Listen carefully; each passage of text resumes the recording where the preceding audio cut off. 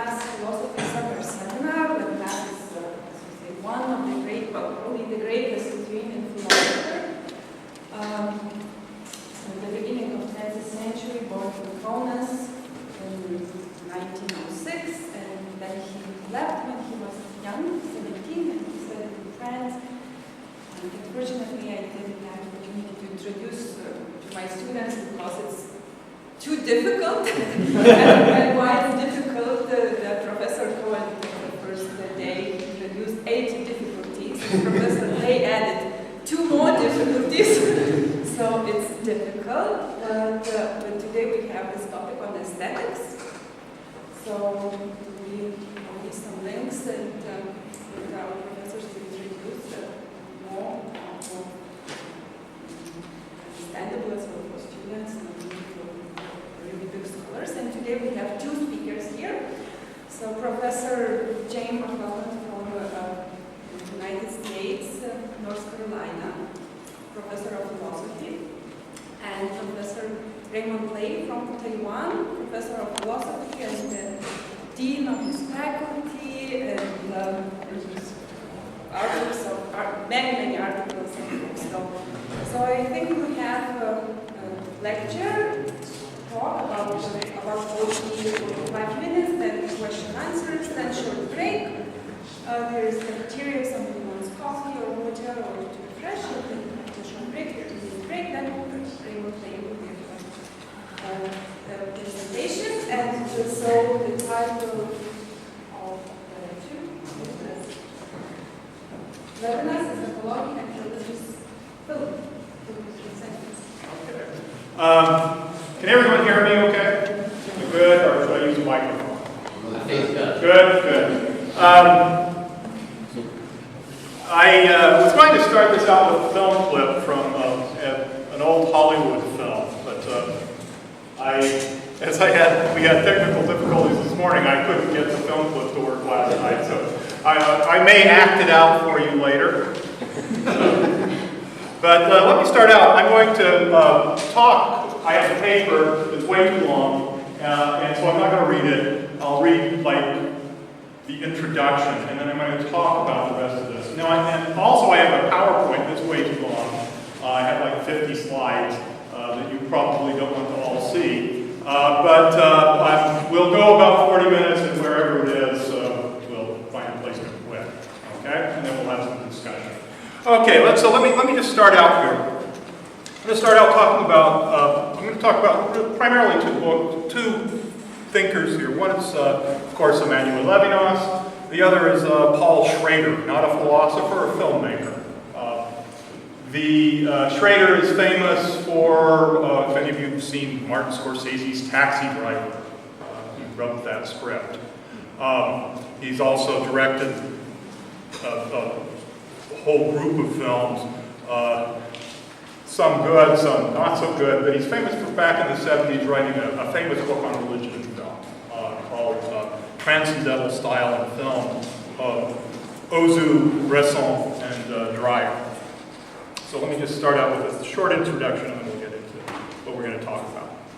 Paul Schrader's 1972 Transcendental Style in Film, Ozu, Bresson, and Dreyer, offers one of the classic definitions of religion and transcendence as they appear in film. Schrader claims that religious blockbusters like Cecil B. DeMille's The Ten Commandments have failed in their attempts to indicate transcendence because they represent transcendence through special effects that age quickly and show themselves not to transcend the year after they were made, much less approach the eternal. In Religion for Adults, Levinas points to that point is that the miraculous and the magical can damage our religion.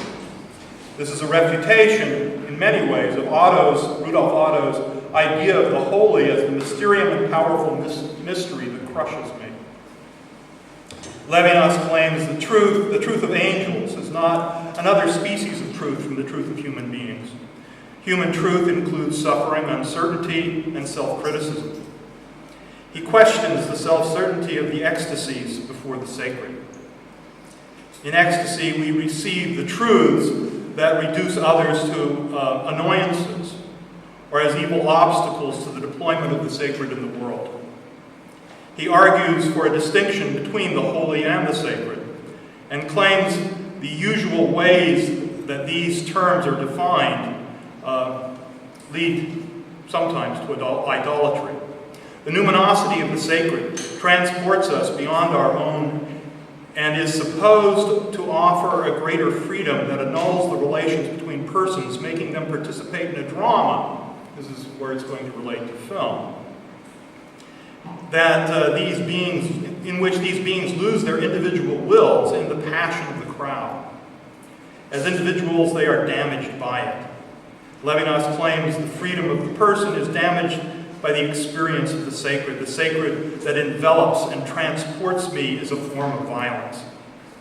Jewish monotheism, he claims, does not exalt the power of the sacred, a triumphant numinous or other numinous powers. Monotheism marks a rupture with conceptions of the sacred as power. Thus, the truth of angels is not another truth, differs from the truth of human beings. Truth includes suffering, uncertainty, self-criticism, not the self-certainty of Nazi ecstasies that intuited truth directly. In ecstasy, we can receive truths that reduce others to, this is the essence of Sartre's idea that hell is other people. This is contrary to a philosophy that sees itself as an entrance into the kingdom of the absolute. Levinas wrote that the soul should not go to anything but itself. We should seek union with the divine force. This is Levinas, of course, not Levinas. That unites everything. This was the true self. It was completely self-sufficient. The true self transcends the individual, or does it? One can easily make the Sartrean claim that this is only another manifestation of our desire to be God, or the expansion of the self into the whole of the universe. Against this idea of transcendence, Levinas argues that Judaism teaches a real transcendence, a transcendence that actually gets beyond the self. The idea of the sacred does not get to this kind of a transcendence, but never gets beyond our own mind. Transcendence does not happen here. Only the fruitless effort of an individual to live out his power fantasy and be one with the sacred. Thus, the heart of violence. This is the heart of violence. This is the heart of violence.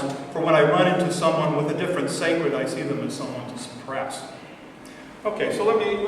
I'm going to shift gears now and shift to some images here and talk about them briefly. Let's start out talking about religious film with just looking at the Hollywood biblical spectacular. And almost every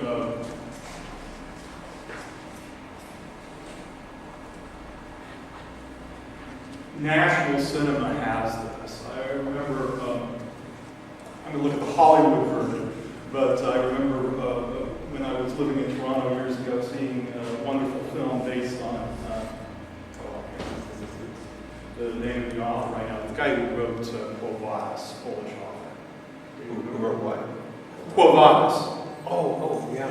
He also wrote this wonderful, 19th century nationalist Polish novel, Teutonic Knights, about the Battle of Grunwald. Is this Sienkiewicz? What? Sienkiewicz? No. But anyway, there you have this kind of nationalist story. It can be also seen in these kind of religious stories. We get into the Hollywood biblical spectacular, based primarily on special effects. Here we see a whole group of them here. Going back to 1905, Ferdinand Zecca's Life and Passion of Christ. Here's Cecil B. DeMille's Sign of the Cross and the Ten Commandments. And of course, from 2005, Mel Gibson's incredibly violent Passion of the Christ. Now, Zecca and Sidney Olcott, the first two what we would call Jesus films, Passion of Christ 1905 and 1912. Now, at the time, these were incredibly powerful. I showed the resurrection scene from The Life and Passion of Jesus Christ to my students now, and they laugh. But in 1905, people never having experienced cinema, this was incredibly powerful. The stone is rolled away and Jesus appears. If you look really hard, you can see the strings that are pulling him up out of the grave. In 1905, that mattered less. My favorite one of these biblical spectaculars, I have a lot of them, is D.W. Griffith's 1915 Intolerance. This is an amazing film in some ways, not others. He built Babylon in the desert of Southern California. Literally, I mean, you could not do this nowadays. It would just be far too expensive. And there's Belshazzar's feast, during the Babylonian New Year's festival. Of course, here's the first version of Van-Herr, done by Fred Milo in 1925, where they actually built the Circus Maximus in Southern California. They took all these things down this way. But the king of this kind of special effects-driven idea of transcendence is, of course, Cecil B. DeMille. Have you ever seen any Cecil B. DeMille films? He's known for his cast of thousands. But notice also, this is pure Hollywood. There's a bit of cynicism here. Cecil B. DeMille, this is a line from Cecil B. DeMille. This is what religious film was based on. Sex, sin, and Satan, with one half real redemption at the end.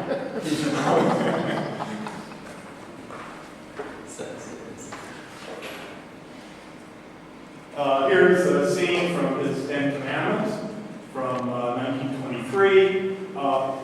The way we'll talk a little bit about the most spectacular scene in this version of the 1956 version.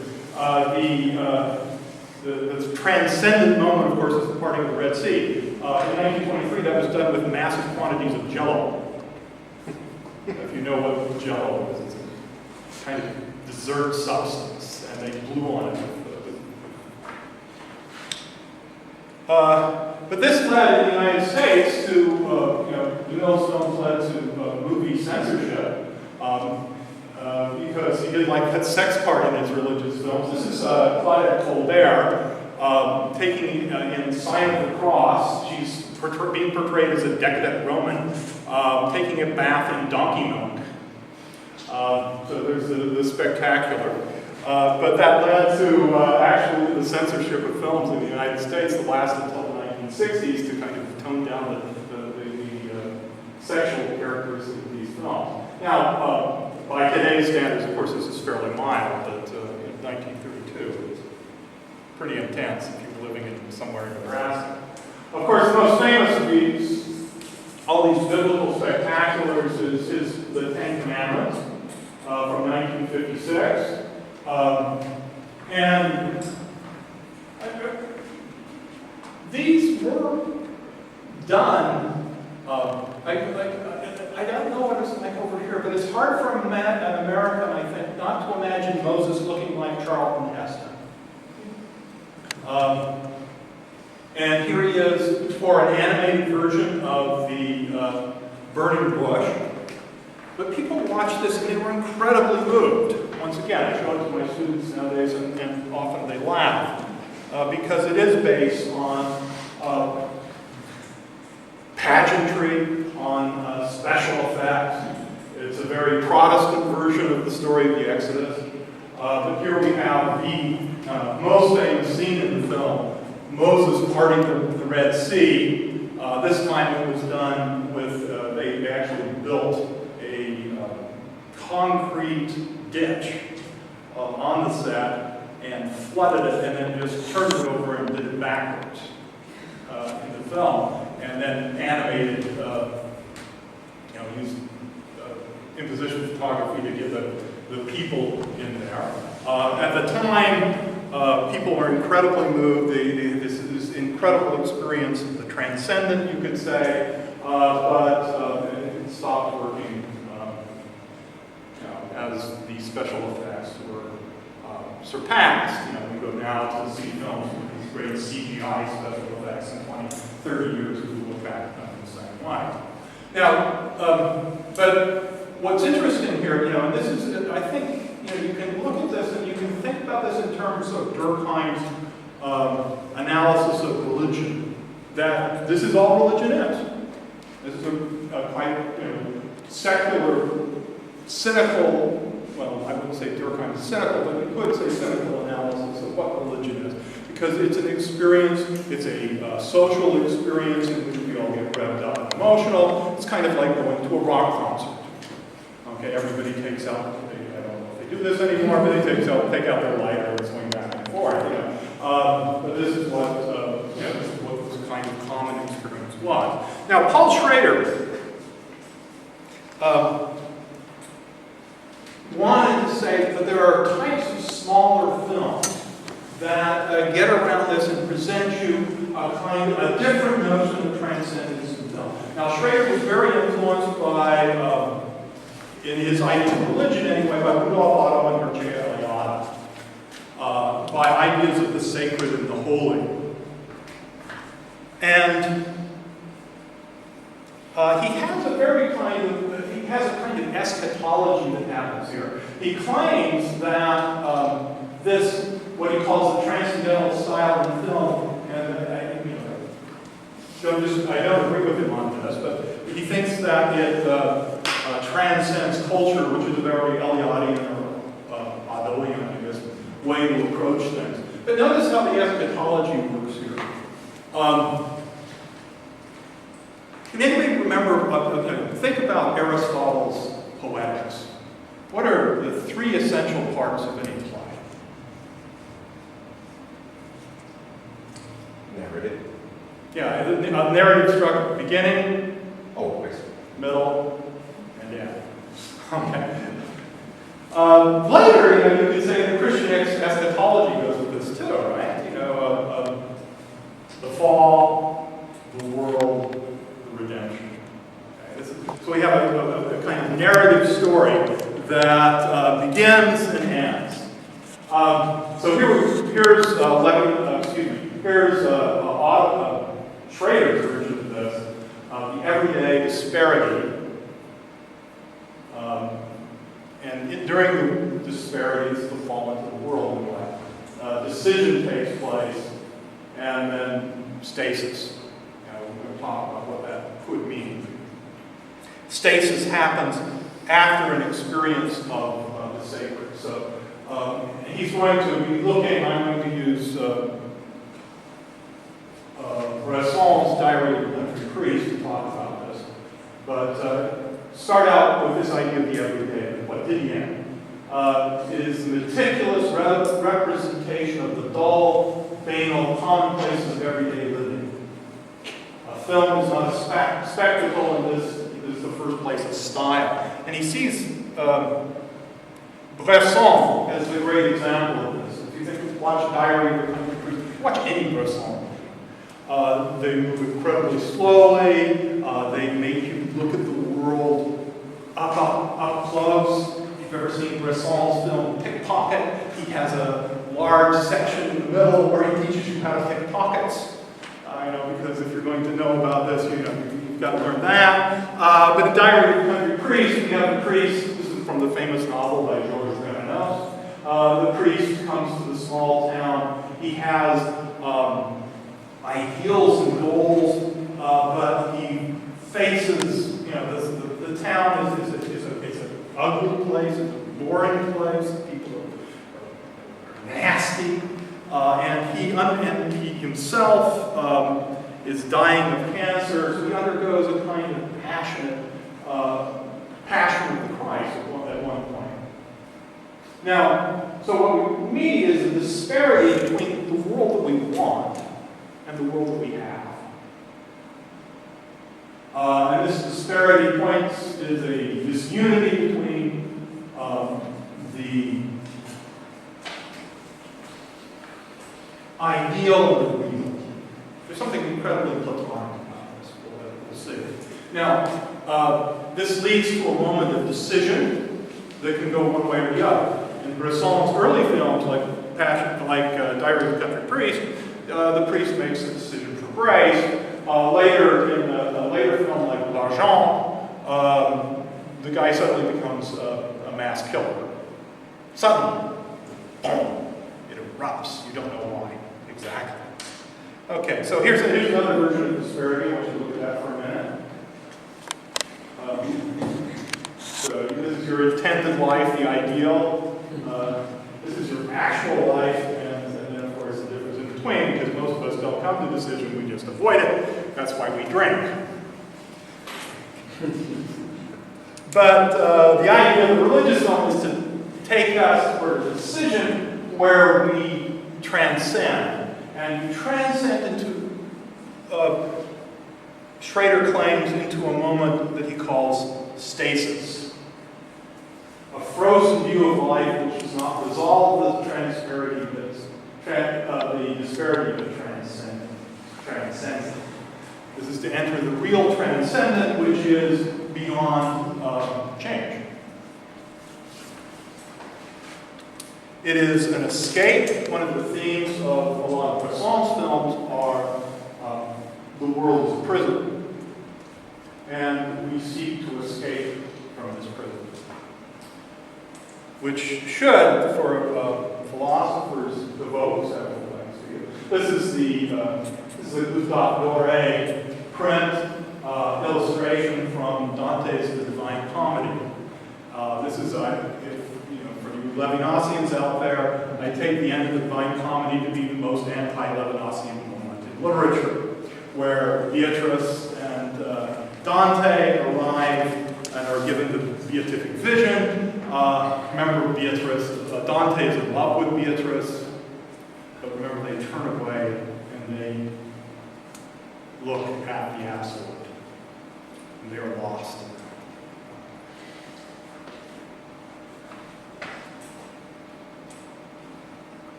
This is a tradition, I think, that goes back to Plato. Here's a painting by Jean de Ville, 1896. Now I'm going to ask you, what is this a painting of? I already gave it away. Okay. Well, who would you? Okay, forget the. Don't look at the title. Who would you think it's a painting of? This guy in the middle. Who's that look like? If you're looking at the Western tradition of art, that's like a man. Yeah, you need less light in here. Kind of philosopher, teacher. Oh, yeah. I would think Jesus. No. But you're right, it's Socrates. This hangs in the Musée d'Orsay in Paris. But this is the symposium, and it's certainly a ride. Okay. But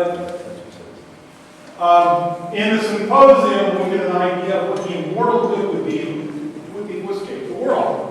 At one point, Plato tells us, or Diotima tells us, who then thinks of Homer and Hesiod and other great poets would not rather have their children than ordinary human ones?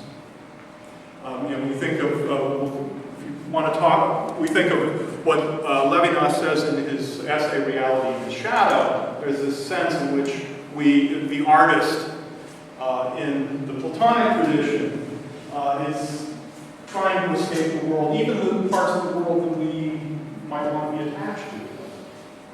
Children. But here, children are the ones that we should be looking for, are the immortal kind. Artistic creations. Or, in the end, even beyond that, we want to get beyond images to realities. What if man had eyes to see the true beauty and divine beauty and be pure and dear and unalloyed, not clogged with the pollutions of mortality and all the colors and vanities of human life, thither looking and holding converse with the beauty, simple, and divine. Remember how in that communion only, beholding divine beauty beyond with the eye of the mind, he will be able to bring forth not images of beauty, but realities, for he has sold not an image, but the reality, and bringing forth and nourishing true virtue to become a friend of God and be immortal if mortal man may. So the idea here, once again, is the escape from the world. The ideal of love, the ideal beauty is changeless. It's not anything here. And that's why, we can have somebody like Augustine, a really good Platonist, saying that the beatific vision of God solves the problem of evil for him completely. because if we see things from God's point of view, and he even compares God to the ideal painter, we see that he has put the proper tint in every stroke of the painting. Now, if you happen to be in one of the dark parts of the painting, that's just your lot in life. But if you're able to transcend this, to achieve that moment of stasis, even being there would not be a problem. For example, the American philosopher and theologian Jonathan Edwards once said, if God damns me eternally to hell, Edwards was a good Calvinist, I will praise him eternally from there. I've always been suspicious that Edwards didn't think he was going to hell. Okay. Anyway, so here we have versions of this in art. These are wonderful images. This is for Angelica, and notice the way that Christ is presented here. Let me give you another one. If you go to Colmar, you can see this altarpiece by Holbein, and there you have Christ dead. There's a famous passage, and I'm going to, you're going to have to excuse me, but I'm going to read this whole thing. This is a passage from the book. This is Hippolyte, one of the characters who has seen a print of this painting in Rogojin's house. I believe that painters are usually in the habit of depicting Christ, whether on the cross or taken from the cross, as still retaining a shade of extraordinary beauty in his face. That beauty they strive to preserve even in his moments of greatest agony. In Rogojin's picture, there was no trace of that beauty. So this is the whole book. It was a faithful representation of the dead body of a man who has undergone unbearable torments before the crucifixion. Been wounded, tortured, beaten by the guards, beaten by people. He has carried the cross and fell under its weight, and at last suffered the agony of crucifixion, lasting for 6 hours, according to my calculation. I know that the Christian Church laid it down in the first few centuries of its existence that Christ really did suffer, and that the passion was not symbolic. His body on the cross was therefore fully and entirely subject to the laws of nature. In the picture, the face is so terribly smashed with blood, swollen, covered with terrible swollen, blood-stained bruises, the eyes open and squinted, the large open whites of the eyes have sort of dead and lost glint. I said this is long. Looking at the picture, you get the impression of nature as some enormous, implacable, and dumb beast. Or to put it more correctly, much more correctly, though it makes me strange, some huge engine of the latest design, which is senselessly seized and cut to pieces and swallowed up impassively and unfeelingly, a great and priceless being. A being worth the whole of nature and all its laws, worth the entire earth, which is perhaps created solely for the coming of that being. This picture seems to be the expression of an idea of dark, insolent, senselessly eternal power, to which everything is subordinated. And this idea is suggested to you unconsciously. The people surrounding the dead man, none of whom is shown in the picture, must have been overwhelmed by the feeling of terrible anguish and dismay on that evening, which had shattered their hopes and almost all their beliefs at one fell blow. They must have parted in a state of the most dreadful terror, though each of them carried away with him a mighty thought that could never be wrested from him. And if on that eve of the crucifixion the Master could have seen that what he would have been like when taken from the cross, would he have mounted the cross and died as he did? Anyway, the point here, and the discussion that goes on in the Iliad after this is, when you look at the world as it is, you don't think transcendence. You think suffering, pain, and death. I'm going to move to another, well, let me move forward and then I'll come back to this.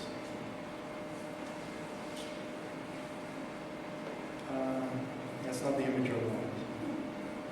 Okay, I'm going to go forward to this. This is Levinas's afterword to Zevi Kolitz, Yoshi Rahover talks to God. And in it, he talks about that the Holocaust exposed the refusal of God to intervene in history. obliterated logician law, the god of imperial power. You think of the whole line painting. Why didn't God intervene? Why didn't anything happen?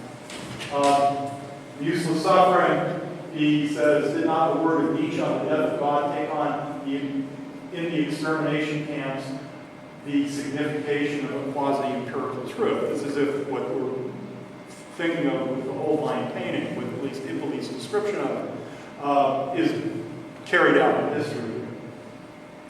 Or otherwise the meaning, strange rumors about the death of God, the emptiness of the heavens, no one will believe them, or silence.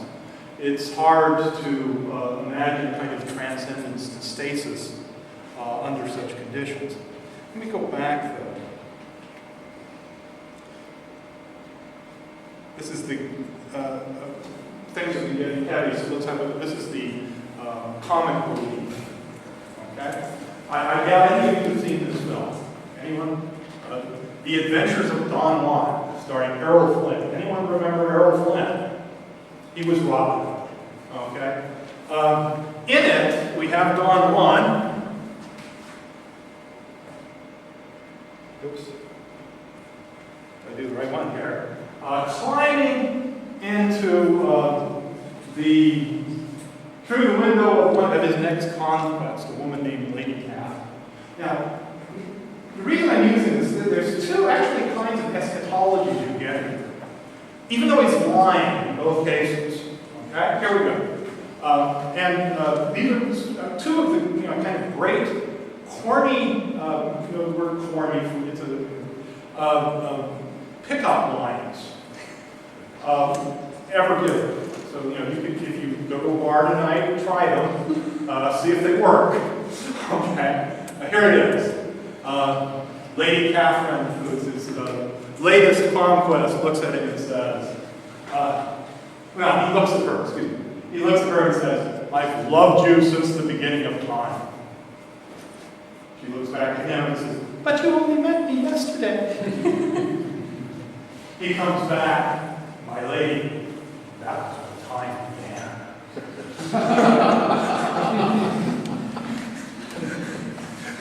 Actually, I'm going to argue this is a very Levinasian pickup line. Okay. Sure.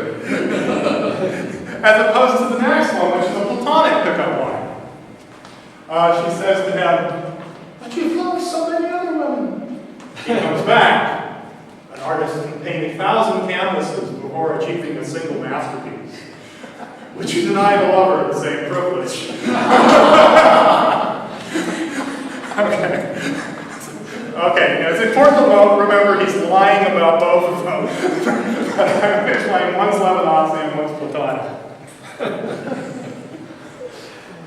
Okay. The second one that we looked at, love is reduced to the aesthetic pursuit of the masterpiece, the personal satisfaction in the eternal. Don Juan loves the ideal woman, not any particular woman. In the first line, I've loved you since the beginning of time. You only met me yesterday. Well, that's when time began. The lie there is the claim that this particular woman has given him the meaning of the world. Time begins at that moment. And it's strange because in here, in this moment, time is superior to eternity, at least to the Platonic notion of eternity. Because time begins in relation to another human being. That only happens in time. Or time happens in it. It depends on how you look at it. Okay, so let's go on here. So, this is, the first is, like I said, the Levinasian one. The second is the one that Schrader is talking about as stasis. Okay, I want to go to talk for a little bit here, and then see. I'm going to wrap this up in about 5 or 10 minutes. A few things about Levinas' famous essay on aesthetics, because that's what we're dealing here when we talk about film, reality and shadow. He begins the essay with this point quite bold statement that he thinks that even surrealists are Platonists.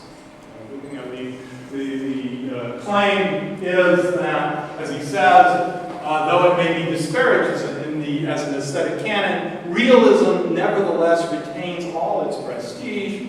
The fact is, in fact, is repudiated only in the name of a higher realism.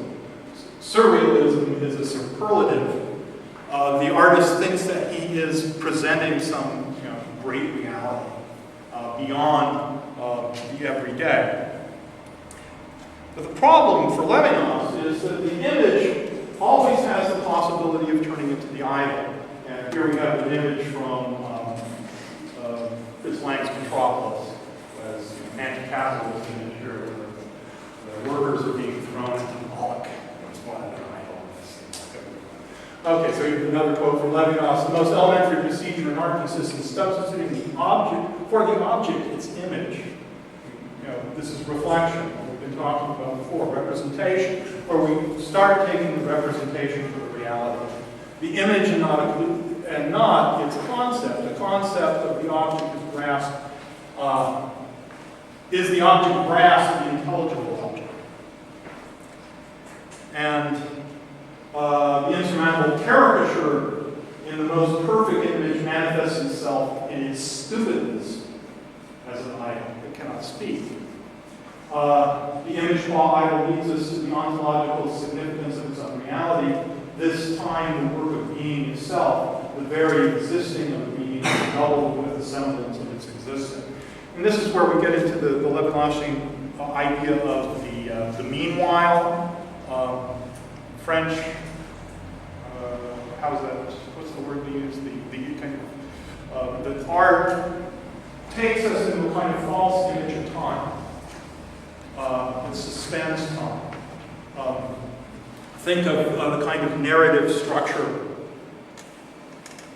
of any play that you've seen, any film that you've seen. I always think of Tosca, the opera by Puccini, because I really don't want her to drop her cape as she goes out. And she always does. And they always catch her. So it's as if there's this kind of fate there that's trapped or eternal. And Levinas talks about this wonderful sculpture, Laocoon, and says the same thing. It's as if he says, in the instance of a statue, in its eternally suspended future, the tragic simultaneity of necessity and liberty can come to pass, the power of freedom congeals into impotence. It cannot be changed. And here, too, we should compare art with dreams. The instant of a statue is a nightmare. Now, if you think about, if we want to talk about this eschatologically, we think about the normal way we think about eschatology, and we think about it in the most negative sense here, in kind of popular apocalypticism. I don't know how many of you, there's a comedy right now called This Is the End. It's not a great movie, but it's a bunch of Hollywood actors trapped in a house when the world has ended and the demons are coming down to take them all to hell. So, but what is represented there is a kind of idea of the end. We have this story of the end of the world in which all our enemies are excluded. Tertullian is famous for saying one of the blessings of paradise will be that Christians will be able to look at their enemies tortured eternally in hell. We have various versions of this. Okay, another thing. Had a good image of Marilyn Monroe. We're talking about cinema. But so what we get, one of the most important books, there haven't been many, but one of the most important books on Levinas and cinema is Sam Burgess's Levinas and Cinema of Redemption. And unfortunately, it's a good book in a lot of ways, but he doesn't understand Levinas very well. He understands cinema really well. I mean, this guy has written some really good stuff on cinema, but he doesn't get Levinas. And so what he does is he gives us the faith in cinema. It says, oh, here we have the face writ large. But unfortunately, you know, from what we've looked at, yeah, this is exactly Levinas' point. It isn't the face. The cinematic figure should not be confused with the face of the other. And let me just end with this. As you can see, I just thought that was the strangest image I ever saw. A young woman holding totality and infinity. What's that from? I just pulled it off the web. I put totality and infinity images because I just wanted a picture of the book. Okay, so let me just move to the end of this and just say,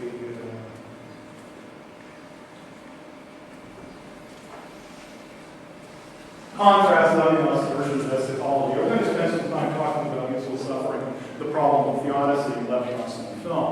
But I want to end with this. What Levinas does is give us a kind of different eschatology. One of the problems with traditional eschatologies, and you can think of Marx's version as fitting into this kind of notion of traditional eschatology, is ethics gets suspended till the end of time. Like how can we be ethical in the world that is unethical? Shouldn't you bring about the end of the world so that we can all be happy? Bring about the communist utopia.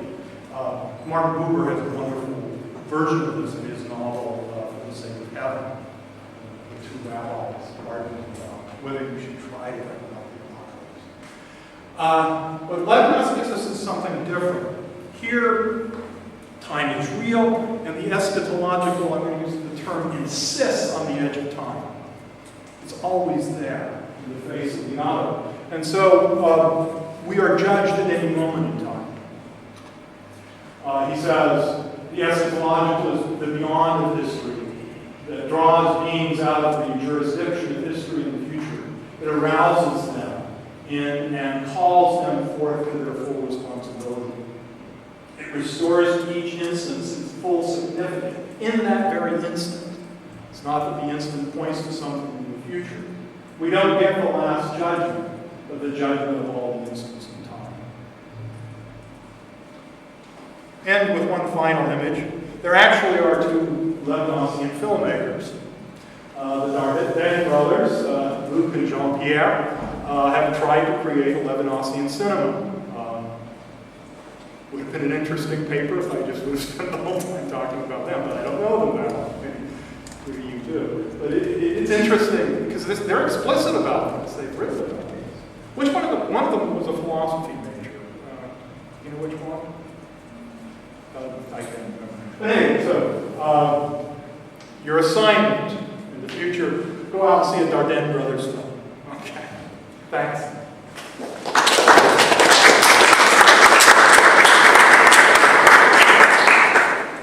We started late, but have some time for questions. Sure, we have 20 minutes. Because we started late, we extended to 25 or an hour. Okay. Questions, so.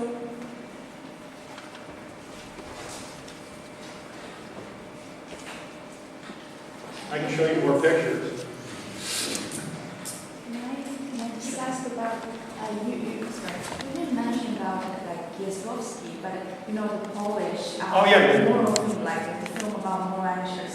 I think that's kind of closer to Levinas for me than the religious, because it's more about like when you have this choice, it's transcendent in this area, it's a moral decision, like in the short film about the murder, about killing, you know, the justice, like, are you going to just punish, kill these young kids whose fault actually is not just upon himself, but is made by society?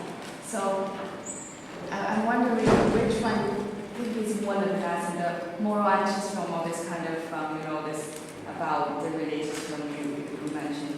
Oh, okay. Well, I don't think that the Cecil B. DeMille spectaculars are very Levinasian at all.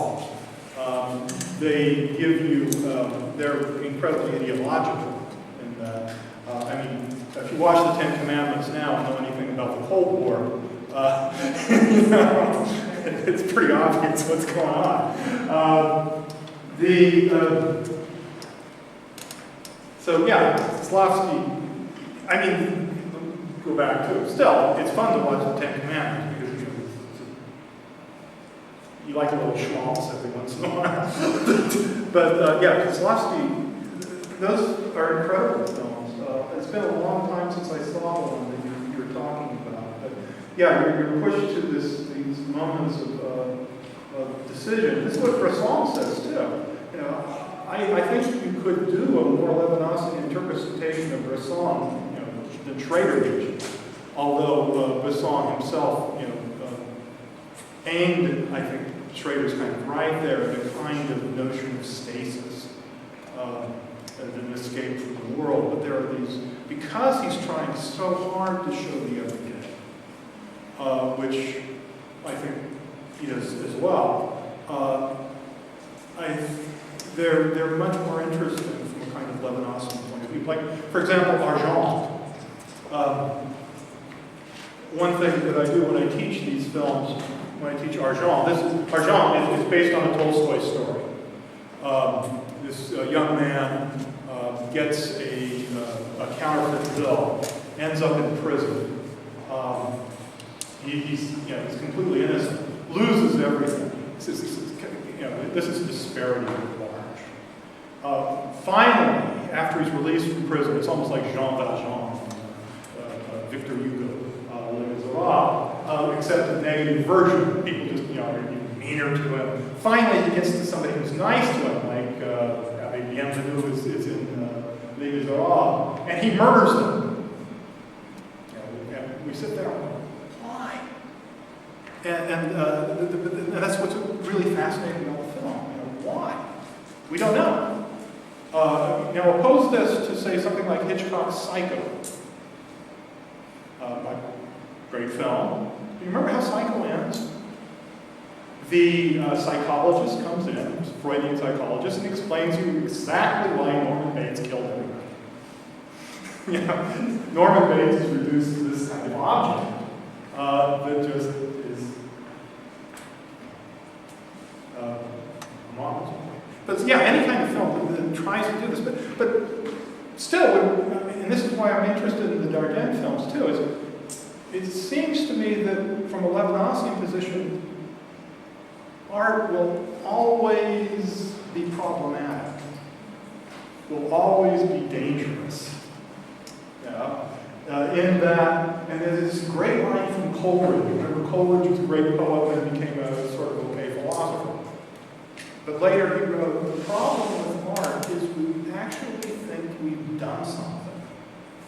We have this experience. I remember the first time I hadn't read Les Miserables yet, but I'd never seen the 1930s version of Frederick Marchand and crying. And I felt that I had this incredible ethical experience. No, I just had this kind of emotional. If I went out and did anything, which I did not do, it would have been something. But art's always dangerous for that reason. Yeah. Yeah. Did I answer your question, sort of? So in my view, cinema should be exactly the opposition to Levinas' thought. Exactly, because cinema is visuality per se. Even more visual. Cinema is much more visual in terms of visual culture than painting or than architecture, of course. And that is why cinema should be a kind of nightmare for Levinas. If Levinas would mention cinema in La Réalité Sonore, it probably would be the best case where art cannot proceed with any revelation, with any transcendence. It's visuality itself. And in my view, when Levinas speaks so much about, not so much, a few times, in La Réalité Sonore, a few times about surrealism, the best illustration would be certainly not surrealist painting. It's understandable why Levinas attack surrealists and so on. He was surrounded by surrealists because 1940s in Paris is extreme of surrealist exhibitions and versa. But if he would add to surrealist painting, I suspect that speaking of surrealists, he speaks mostly of painters. I'm sorry to say that Levinas wasn't a great expert in contemporary and modern art. So he spoke about what he saw on surface. But if you add cinema to this visuality without revelation, or even visuality without cognition, it will be probably the best case to conclude the principal idea of la réalité sonore. That's my statement. So, in view, cinema as visuality is the right position to hold it in this sort. Second aspect, or second statement is opposite to first one. We can find, of course, in cinema a strategy of transcendence. Definitely. And I would say probably of Arseny Tarkovsky. Because in my view, sometimes Arseny Tarkovsky who never thought that Levinas exists. Never thought of this. But sometimes in Arseny Tarkovsky you find a kind of very Levinasian, I would say, now I'm speaking metaphorically and very non-precise, a very Levinasian concretization of being. And then, especially in Andrea Bloch or in Miro, and then some kind of dissolution or coming into other state. So in my view, in Tarkovsky, you could find Levinas. That's my There's a lot there to respond to. I think it's interesting what you say, because you think of two wildly different interpretations of of film. Deleuze and Levinas. Levinas doesn't say much about film, but I'm thinking about what Deleuze does, what Deleuze does with Bergson. Deleuze wrote kind of commentaries in cinema one, cinema two. Yeah, on Bergson. Yeah, and what Bergson says in Creative Revolution on film is that film is fake time. It's picture one, picture two, picture three, and then you run through the projector and you get fake time, which seems to me closer to what Levinas is saying.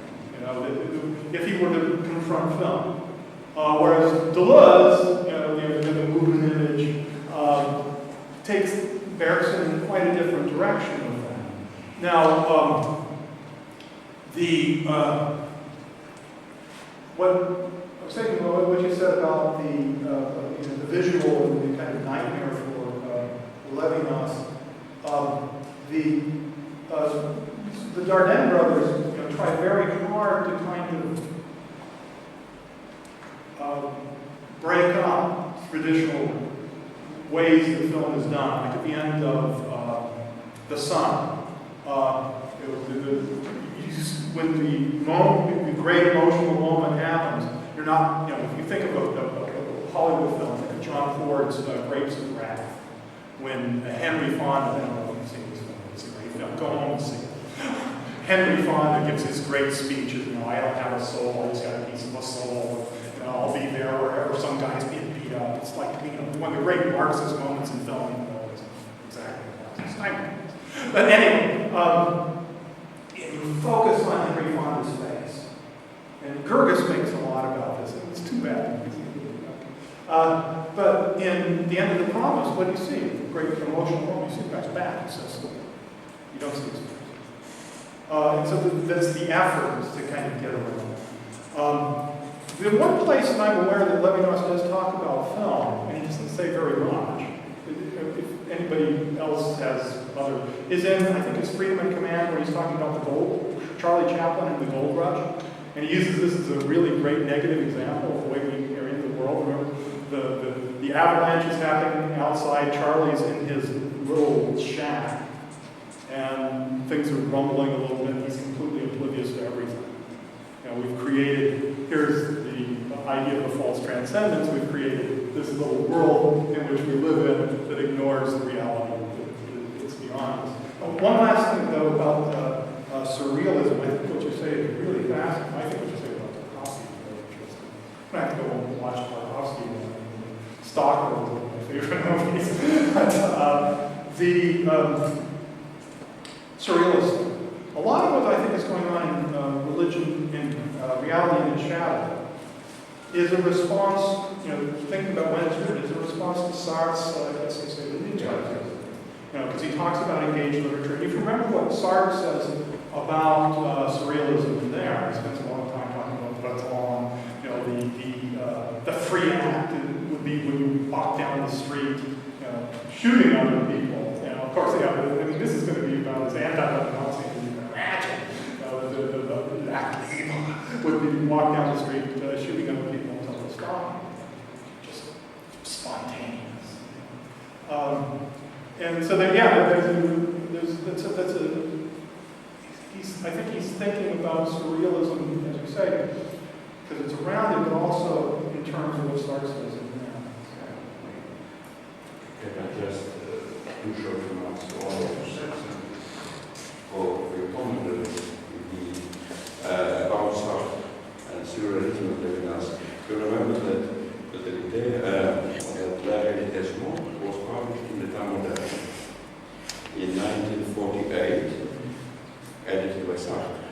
And Sartre added 2 pages. And Sartre added 2 pages to say that Levinas is not so much in the spirit of the Temps moderne. So certainly Sartre understood this as a kind of challenge. And the other issue, just small remark, on Besson.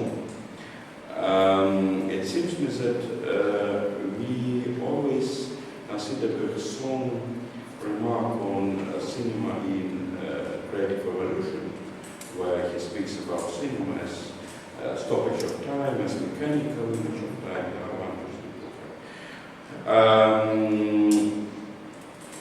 As a kind of Bergson concept of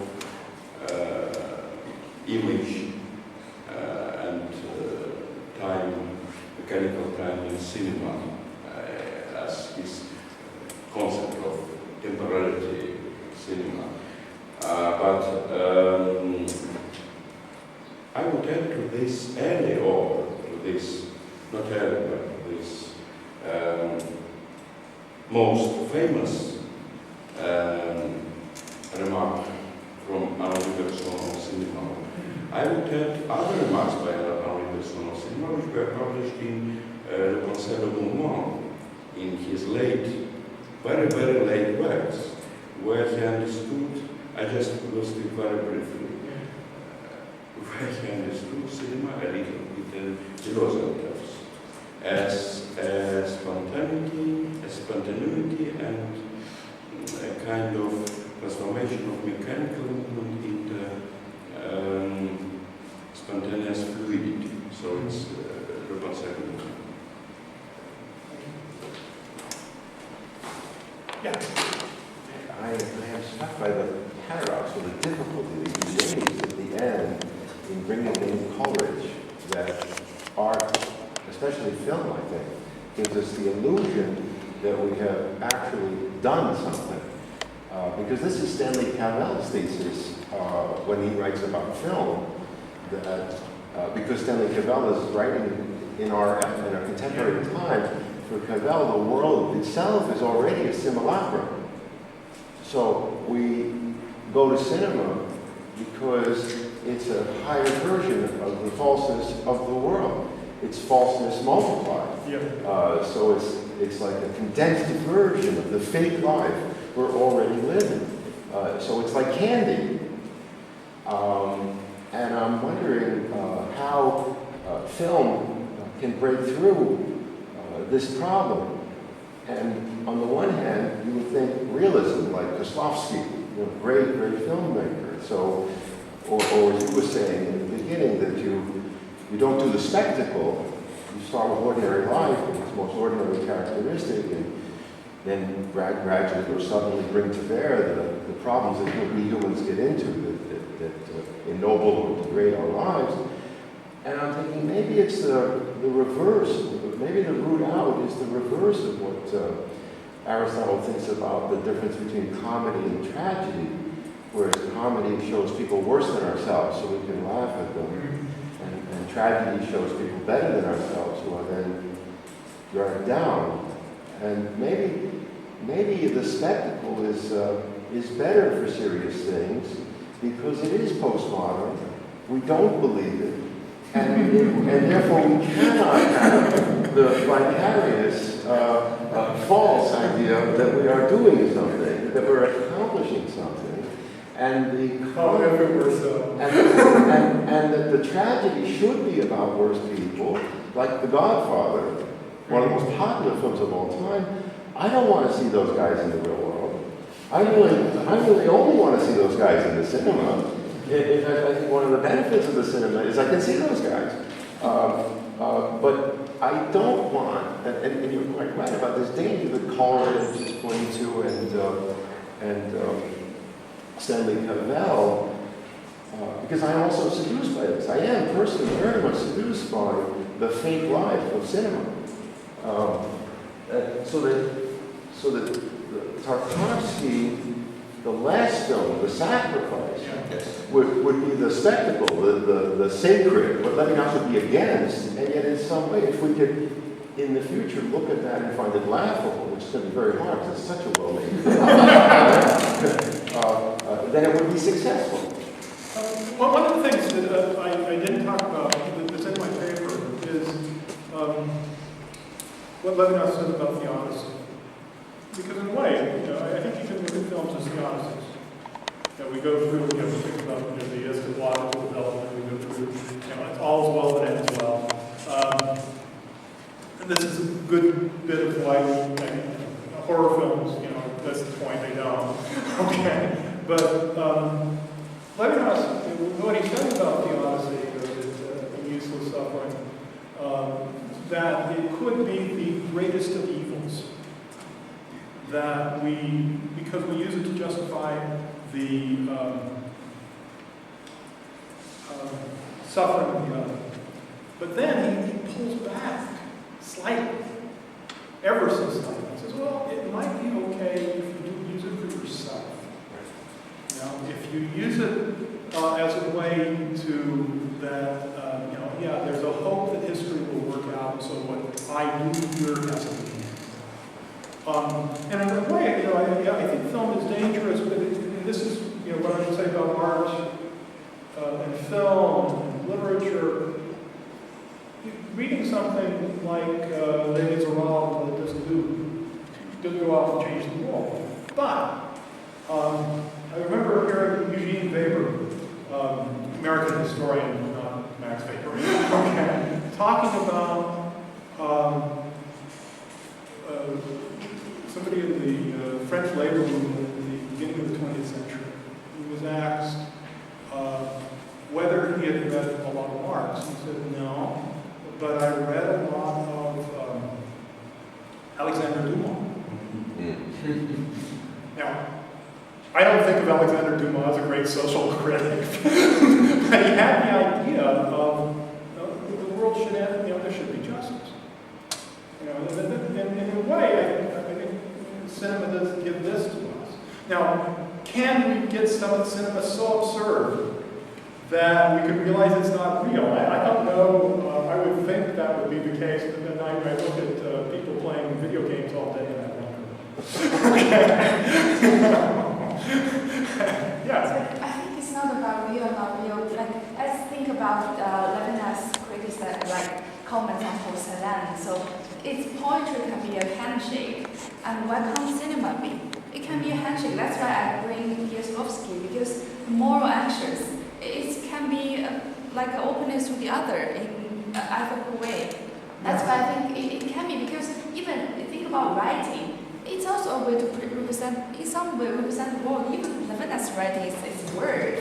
I mean, why image it's also realizes if you read a book, read a novel, you have the image in your mind. Maybe you read Levinas, you might have all kinds of image, because he also mentioned many things, his narrative. So I don't see film come to, just like, because it's the system of how film is made. It's made by capitalists. They want money. That's how like it can be. But if there's intellectual who has moral actions, they make it as a handshake to the other. They make it as an openness to the other. Well, I can't. Yeah, I think the potentiality is there. And that's the point of the totally the point. But I want to go back to your idea of visual too. That certain modes of representation are incredibly powerful. And what really amazes me is, at least this is the way it works for me, maybe it's because I watch a lot of movies, but even when I've read the novel, if I see the movie, the novel disappears almost, and this is what was fascinating about this is somebody once got a bunch of American evangelical, just everyday Christians together, and asked them to recount the story of the Exodus. And what they got was Sesame Street. These were people that hadn't even seen the Ten Commandments. The film was so powerful, so popular at the time, it just kind of overcomes us. So that I would think would be, I think, Dardenne brothers, Bresson, these are great, Victor Hugo, great stuff. But the potentiality is always there. This is what Bergson talked about, is that which first can reveal the world to us, two sources of morality. Religion closes off and becomes an idol. And that's the thing we always have to be careful about. Yeah? Now I'd like to follow up this discussion actually. I think fundamental question would be, is Levinasian film possible? Well, we have to admit Levinas in the very shared he expressed his opinion on his dislike on art in general. There are three problems with art. Number one, there's its problem representation. It's a shared of cognitive ideas. Number two, you have problem of self-indulgence in art. This is why we like to go to a theater nowadays, because you want to escape from reality. And you have the problem of self-indulgence, and it's unethical. It's the kind of stuff of the ethical relations with art. And the number three is this fundamental boundary between the art and ethics, because ethics is all about boundary. It's all about you got to keep the relation with the others. And while ethics is all about liberation, freedom, you got to challenge all the boundaries. So there's sort of fundamental kind of boundary between ethics and ethics. And so my question is there nothing film possible? Because based on Levinas' criticism on art in general, but in film in particular. But I think Levinas went to the film, he went to theater, watched film himself, as I believe. But the problem is, if we watch the film for sense of self-indulgence or illusion or visuality for entertainment, then it's really not Levinas. But if we use, like you are doing now, use the film to enlighten the ethical relation with another, or what we just we saying last week. I think in seminar yesterday we talked about Levinas use aesthetic art only in the purpose to serve the ethic or to explore the art. And in that sense, we watch the film and we start to discuss the art or the ethic, which I think is Levinas. So I would say it depends, the means and the end. And if you use the means of aesthetic to serve the end of ethic, Levinas will not accept. But if you just, self-indulging in the happiness or suffering in the film, probably you will not. Well, that's my response. The reason I brought this back is this is a little Canadian film called The Quarrel. Anybody see this film? Okay. Two friends, both survivors of the Holocaust. One become a rabbi, the other has become an atheist, writer of Yiddish literature, which is almost dead. Okay. But it's an interesting film because they have this argument. They argue about all sorts of things. But they have, at one point in the film, they have an argument, when you left the yeshiva, you left it for art. And the rabbi tells him a story, which is essentially Hamlet. Okay. And says, I found that you told me this story years ago, and I found that it's actually about this prince in Denmark.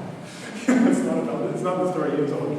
But the argument is, he had, from I can't remember his name, from the rabbi's point of view, is that Chaim, Hersh, from Hersh's point of view, is that Chaim has betrayed the ethical. Whereas Chaim thinks that, he has all the artist stuff. And it's interesting because Harris says you did this for your ego, because you wanted to create, you wanted to imitate God. One God should be. Whereas Chaim comes back and with the other arguments that literature does, is opens the world to us. It creates the possibility of kind of ethical life. Matter of fact, the whole irony of this is we're watching a film where they're having this argument. Okay. I get to watch it. So yeah, I think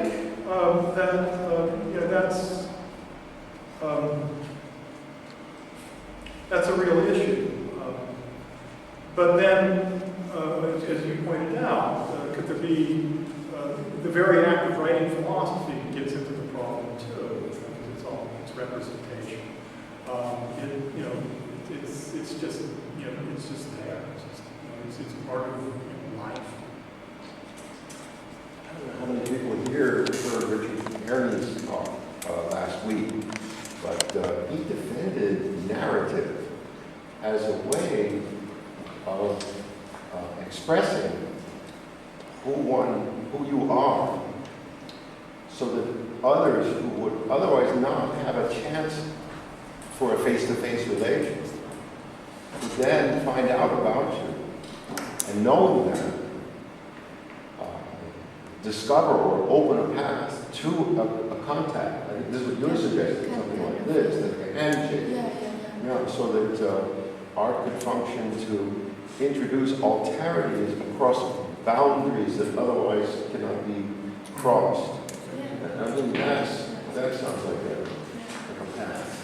Yeah, well, and I think this goes to an Iranian film. Really great Iranian films. The Separation, or something like that.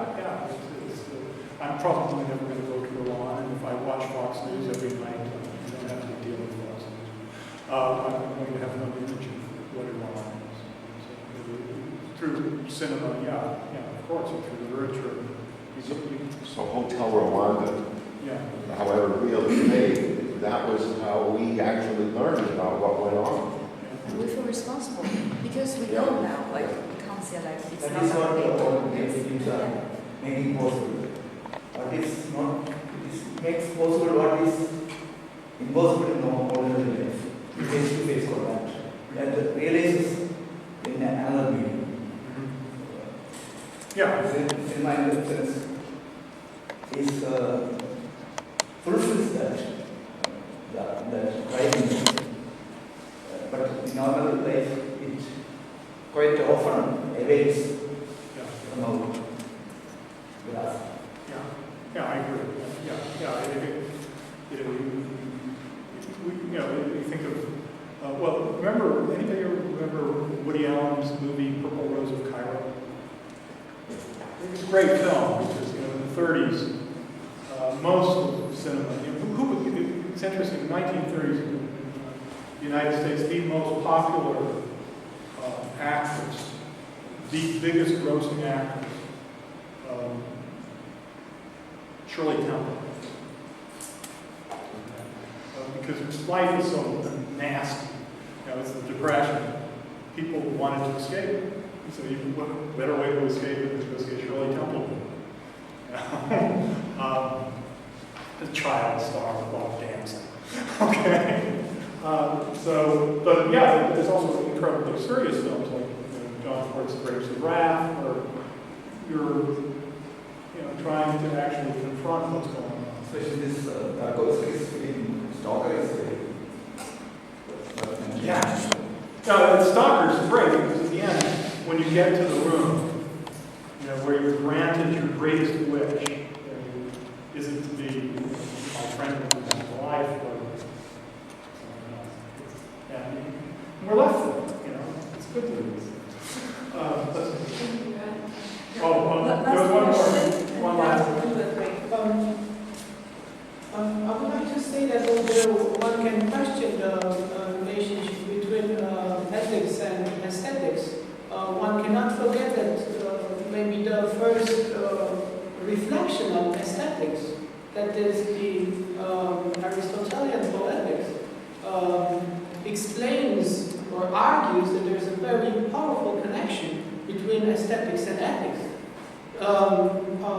Aristotle's poetics is all about how the work of art, how confronted with the work of art, confronted with these two feelings, phobos and elios, these two pain and compassion, you get to a stage of purification. You get to a stage where it's not clear if you're purified from your emotions or you're just made conscious of them, and you get to have an ethical life from now on. So there's a very intimate connection between ethics and aesthetics, at least from this point of view. And this is an idea which was explored even by Rousseau, for example, although in a different direction. Because Rousseau said when we go to the theater and we feel all kinds of feelings like compassion at the theater, we can't feel any more compassion for the beggars, because we have used all we've used our compassion, which I think I that's don't know this at all. But I think there is a relationship between ethics and aesthetics. Yeah, it's interesting here, but the end of that thing, you lost. You're saying, think of the letters that Alabama Rousseau. Mm-hmm. Yeah. In the same letter, he points out something that we haven't even touched upon.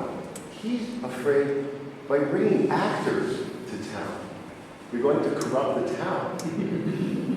And Nietzsche has taught us that we've all become actors. So this corruption has occurred. You brought Ronald Reagan to Ronald Reagan? the country.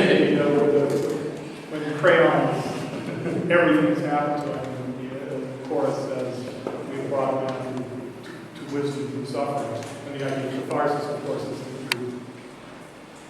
You don't have to go through this if you see somebody else have it. But on the other hand, too, this is the danger, too, that you pointed out with Rousseau. And Dostoevsky, remember, Ivan's devil comes to him and says, well, beggars shouldn't be on the street. They should be in ballets and presented to us in wearing beautiful rags.